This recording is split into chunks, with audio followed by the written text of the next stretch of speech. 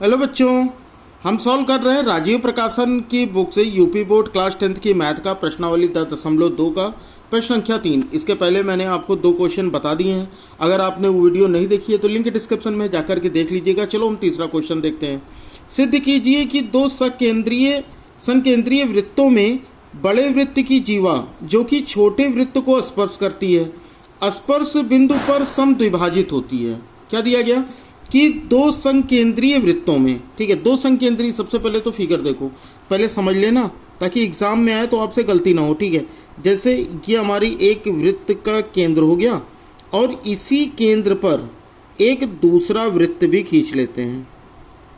बताओ, ये समझ में आया? वृत्त ऐसा लग नहीं रहा, लेकिन समझ लेना, क्योंकि हम लोग ड्राइंग तो कर नहीं रहे, मैथ कर रहे हैं, तो ये समझ लेना दोनों एक ही, ये हमारा वो केंद्र हो गया और इस पर क्या है, दो वृत्त हैं, संकेंद्रीय वृत्त हो गए, ठीक है।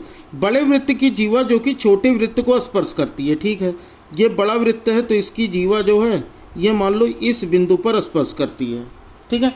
तो हम मान लेते हैं ये हमारा ए हो गया, ये हमारा बी हो गया और जहां पर स्पर्श करती है ये हमारा बिंदु सी हो गया, ठीक है। तो ये बताना है स्पर्श बिंदु पर समद्विभाजित होती है, तो मतलब हमें ये सिद्ध करना है ए सी बराबर बी सी। हमें क्या सिद्ध करना है? सिद्ध करना है ए सी बराबर बी सी, ठीक है। कैसे करेंगे? देखो, सबसे पहला काम, एक काम करो कि यहां पर एक लंब खींच लो, है ना। ये लंब ही तो होगा भाई। स्पर्श बिंदु और केंद्र को मिलाने वाली जो त्रिज्या होती है वो हमेशा 90 अंश का कोण बनाती है। तो ये हमारा क्या हो गया, 90 हो गया। और यहाँ पर बड़े वाले वृत्त की, यहाँ से बड़े वाले वृत्त इसको मिला दो तो ये बड़े वृत्त की त्रिज्या हो जाएगी। बताओ, ये बात समझ में नहीं? ये वाली हमारी छोटी त्रिज्या हो गई छोटे वृत्त की, और ये दोनों क्या हो गई, हमारे बड़े वृत्त की त्रिज्या हो गई। क्लियर है? तो छोटे वृत्त की त्रिज्या को अगर हम स्मॉल आर माने और बड़े वृत्त की त्रिज्या को हम कैपिटल आर माने, ठीक। अब यहाँ पर हमको देखो तो हम मान लेते हैं, माना बड़े वृत्त की त्रिज्या यानी AO बराबर आर तथा छोटे वृत्त की त्रिज्या OC बराबर स्मॉल आर मान लेते हैं। और क्या होगा, OC जो है ये लंब होगा किस पर, AB पर। क्यों होगा? क्योंकि भाई स्पर्श बिंदु और केंद्र को मिलाने वाली रेखा जो होती है स्पर्श रेखा के साथ 90 अंश का कोण बनाती है, ठीक है। अब यहाँ पर हमारे पास दो समकोण त्रिभुज हो गए, एक तो हो गया हमारा AOC और दूसरा हो गया हमारा BOC। तो हम सबसे पहले इसमें सॉल्व करते हैं। त्रिभुज AOC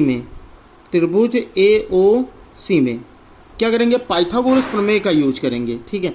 लिख लेते हैं पाइथागोरस प्रमेय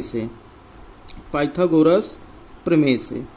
अब देखो, पाइथागोरस प्रमेय लगाओ, तो पाइथागोरस प्रमेय अगर लगाओगे तो यहाँ पर हमारा क्या हो जाएगा, AC हमें निकालना है, यही तो हमें AC निकालना। तो AC इज इक्वल टू हो जाएगा √AO square minus OC square. बताओ, ये बात समझ में आई? तो यहाँ पर हमारा कितना हो जाएगा, √AO हमारा कैपिटल R है और ये हमारा स्मॉल r है, हो गया हमारा AC। क्लियर है बात? नहीं?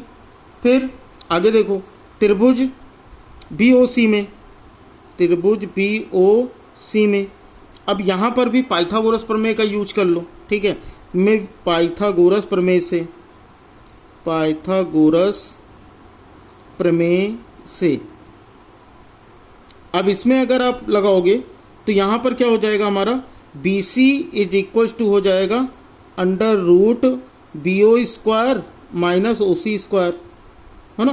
तो ये हमारा R है तो ये भी क्या R होगा, और ये हमारा OC तो स्मॉल r है ही है।